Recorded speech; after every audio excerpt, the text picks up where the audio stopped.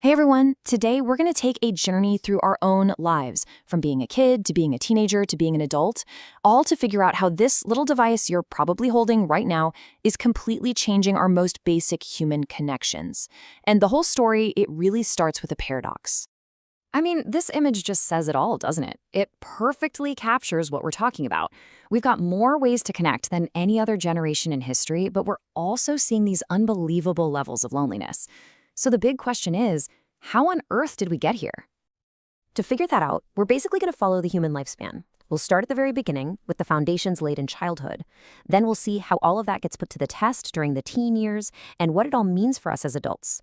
After that, we'll zoom out, look at the global picture, and then we'll tackle the most important question of all. What can we actually do to build a healthier future? So our story really begins here, in early childhood. This is the time when the building blocks for empathy, for social skills, for emotional control, they're all being formed. But more and more, those critical foundations are being laid with a screen always in the background. Now, this slide explains a concept that is absolutely central to this whole thing, the displacement effect. And it's so simple, but so powerful. It's not just about what screens are doing to us, it's about what they're preventing us from doing. The source material is crystal clear on this. Every single hour a kid spends passively staring at a screen is an hour they are not learning to share, or to read someone's face, or to navigate the messy, complicated, but totally essential world of just interacting with another human. And this right here illustrates that trade-off perfectly. Look at the two sides. On one hand, you've got interactive play. That's what builds empathy and patience. But on the other hand, you've got passive screen time, which literally displaces that crucial human interaction. And what's wild is that research shows it can even impair the development of the brain's auditory cortex. That's the part you need to understand language and emotion. And the consequences? Well, they show up early. Research points to things like poorer emotional regulation, kids who just can't handle frustration, and even a pretty worrying detachment from reality. This is exactly why groups like the American Academy of Pediatrics are sounding the alarm, recommending really strict limits on screen time for little kids. Okay, so let's move on and see how this all ramps up in the teenage years. This is like a pressure cooker, where that biological need we all have for social acceptance just slams right into the design of social media. And what you get is this high-stakes, 24/7 world of digital socializing. The source material breaks down this incredibly powerful feedback loop that just hooks the teenage brain. So you post something, right? You're sharing a little fragile piece of who you are. Your brain's reward system, which is already on high alert during your teen years, is just waiting. Then, ding, you get a notification. That's a little hit of dopamine that reinforces the behavior. And this loop, which is intentionally designed, by the way, is what drives that compulsive checking that makes it so hard to just look away. And the mental health outcomes are, wow, they're stark. This chart shows that for heavy social media users, teenage girls are experiencing depression at a rate 2.5 times higher than boys. We're not talking about a small difference here. This is a massive gap. And it shows just how much the pressures of online appearance and social comparison are disproportionately hurting girls. And all of this brings us to this really heartbreaking paradox. Our teens are more connected than ever before, yet they're reporting feeling more alone than any other age group. It seems like all that constant digital chatter is pushing out the authentic, face-to-face connection that we actually need to feel like we belong.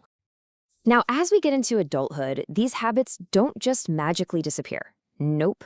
They become the new normal. The patterns we formed when we were younger are now just completely baked into our work, our friendships, and our family lives, creating this state of being always on, but never really present. I mean, this timeline of a typical day is just so relatable, isn't it? Work bleeds into home starting the second we wake up. The source material even has a great word for it: technoference. It's the perfect way to describe how technology interferes with real human connection.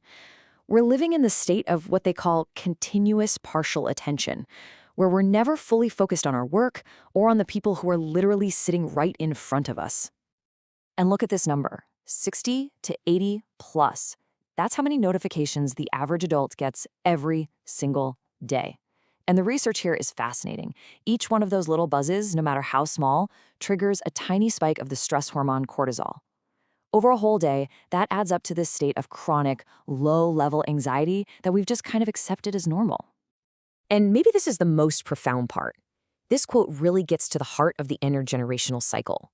Every single time we glance at our phone during a conversation with our kid, we're sending a message.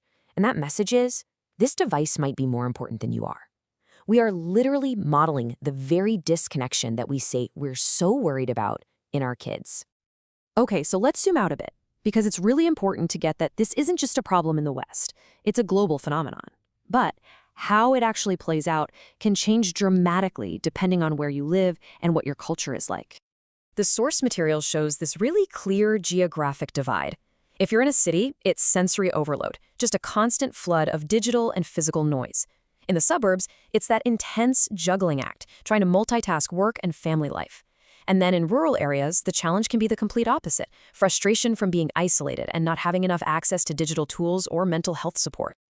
And culture adds this whole other fascinating layer. So in collectivist cultures, family monitoring can actually be a good thing, a protective thing for teens. But it also creates this intense pressure to be available 24/7. Then you look at individualist cultures, where you have more freedom, sure, but that comes with a much bigger risk of isolation and the constant stress of trying to build your personal brand. Okay, so after looking at all these challenges across our entire lifespan, the big question is, what do we do about it? So this last section is all about shifting from the problem to the solution and looking at a real path forward to take back control.